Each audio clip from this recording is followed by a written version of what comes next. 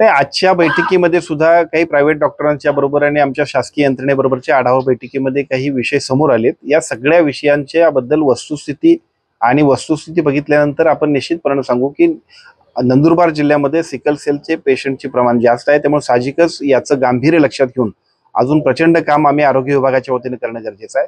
त्यामुळे डाटा असेल, त्याच्यावरती उपाययोजना असेल, अवेअरनेस असेल, वेगवेगळ्या पद्धतीचे कॅम्पेन करणं असेल, हे सगळं आम्ही करू।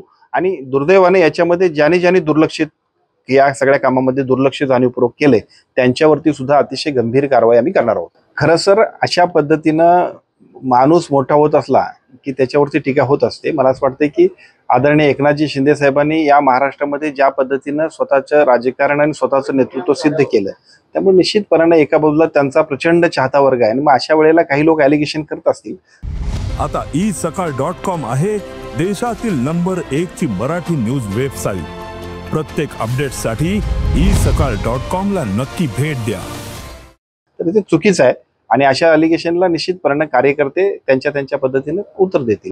एअर ॲम्ब्युलन्स ही जी कन्सेप्ट आहे ती एअर ॲम्ब्युलन्स ही कन्सेप्ट आपण 108 आता अलीकडच्या काळामध्ये ज्या पद्धतीने ॲम्ब्युलन्स अधिक अद्यावत करण्यासाठीचा आम्ही नवीन GR केला, त्या GR मध्ये एका बाजूला बोट ॲम्ब्युलन्स आहे, दुसऱ्या बाजूला बाईक ॲम्ब्युलन्स आहे, त्याच्यातलाच एक भाग पुन्हा एअर ॲम्ब्युलन्स सुद्धा प्रस्तावित आहे। या मेजरली आपल्याला सगळ्या समृद्धीसारख्या मोठ्या सगळ्या हायवेजवरती की जिथं खूपच हेवी ट्रॅफिक असतं आणि पेशंटला राईट रिलीफ द्यायला गोल्डन हॉवरमध्ये आपल्याला काम करणं अपेक्षित असते, त्यासाठी आम्ही ह्या एअर ॲम्ब्युलन्सचा विचार करतोय। पण तो करत असताना अशा काही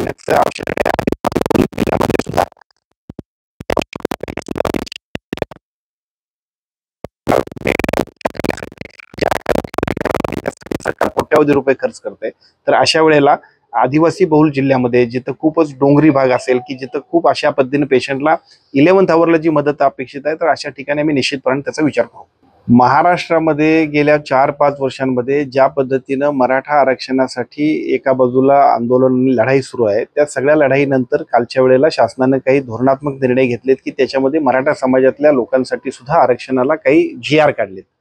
त्या GRच्या माध्यमातून जे गरजू मराठा आहेत अशा सगळ्या लोकांसाठी ह्या निर्णयांचा निश्चितपणाने उपयोग होणार आहे। सरकार निश्चितपणाने जे काही GR काढलेले आहेत त्या मराठा आरक्षणाचे GR असतील, इतर समाजाच्या आरक्षणाची किंवा त्यांच्यासाठीच्या सुविधांचे GR असतील, त्याच्यासाठी सरकार आपली बाजू कोर्टामध्ये सुद्धा मांडेल ठामपणाने आणि सगळ्या समाजाला न्याय देईल। शासनाचा उद्देश हा सगळ्याच समाजाला पुढे घेऊन जायचा असतो, कुठल्या समाजावर अन्याय करण्याचा नाही। माझी आपल्याला विनंती अशी आहे की ज्या पद्धतीने अनेक वर्षाचं आंदोलन सुरू होतं त्याच्यामध्ये मराठा समाजासाठी काही GR घेतलेत, इतर समाजाला सुद्धा न्याय देण्यासाठी सरकार तितक्याच तत्परतेने काम करेल। दुसऱ्या बाजूला जे काही सगळे इतर OBC समाज असतील, इतर समाज असतील, SC ST समाज असतील, त्यांच्यासाठी सुद्धा सरकारची जी जबाबदारी आहे तेवढ्याच तत्परतेने सरकार पार पाडते।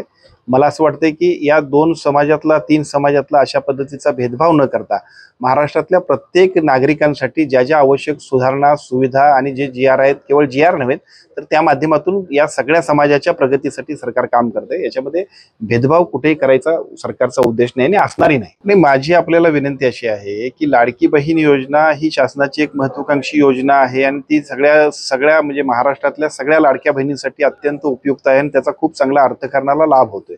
परंतु त्याच्यासाठी आदिवासी विभागाचे पैसे वळवलेत असा काही विषय असणार नाही। प्रत्येक विभागाला जे काही आवश्यक निधी आहे त्या विभागाच्या मागणीप्रमाणे शासनाने त्यांना दिलेले आहेत आणि त्याच्या पद्धतीने त्यांचं काम चाललंय। आणि त्या रिक्त पदांना भरण्यासाठी पहिल्या टप्प्यात 2022 मध्ये मोहीम घेतली, आता सुद्धा आम्ही मोहीम घेतोय। काल सुद्धा आपण बघितलं असेल की NHMचे आमचे कर्मचारी आहेत की ज्यांच्या समायोजनाचा एक निर्णय सरकारच्या वतीने घेतला जातोय। आम्ही रिक्त पदं भरतोय आणि अजूनही चांगल्या सुविधा आरोग्य विभागाच्या वतीने लोकांसाठी करतोय की ज्याचा रिझल्ट निश्चितपणे आपल्या सगळ्यांच्या समोर पुढच्या टप्प्यात दिसेल। अतिवृष्टी यावर्षी आपण जर बघितलं तर मे महिन्यापासून पाऊस पडतोय आणि कालचं सुद्धा प्रेडिक्शन असं आहे, अनेक ज्या सगळ्या हवामान तज्ञ आहेत त्या सगळ्यांचं किंवा वेधशाळेचे सुद्धा जे तज्ञ आहेत त्यांचं सगळ्यांचं एकूण मत दिसतंय ते 15 ऑक्टोबर पर्यंत परतीचा पाऊस राहील। या पावसाचं एकूण प्रमाण बघितलं तर अतिवृष्टीचा निश्चितपणाने फटका आपल्या शेतकऱ्यांना बसणार आहे। जर अतिवृष्टीचा शेतकऱ्यांना फटका बसत असेल तर सरकार त्यांच्या पाठीमागे ठामपणाने उभा आहे। जिथं जिथं अतिवृष्टीमुळे नुकसान झालं असेल तिथं त्या पिकांचे पंचनामे करण्याबद्दल संबंधित कलेक्टर आणि कृषी अधिकाऱ्यांना सूचना दिलेल्या आहेत आणि त्या सगळ्या सूचनांप्रमाणे कुठल्याही शेतकऱ्यांना अतिवृष्टीमुळे जर काय त्यांचं नुकसान झालं असेल पिकांचं तर त्याच्याबद्दलचे सगळे नुकसान भरपाई देण्यामध्ये सरकार कटिबद्ध आहे। देश विदेशातील प्रत्येक घडामोडींचे लाईव्ह अपडेट मिळवण्यासाठी आता साम टीव्हीच्या सर्व सोशल मीडिया प्लॅटफॉर्मला लाईक, फॉलो आणि सबस्क्राईब करा। तसंच सर्व नोटिफिकेशनसाठी बेल आयकॉन प्रेस करायला विसरू नका.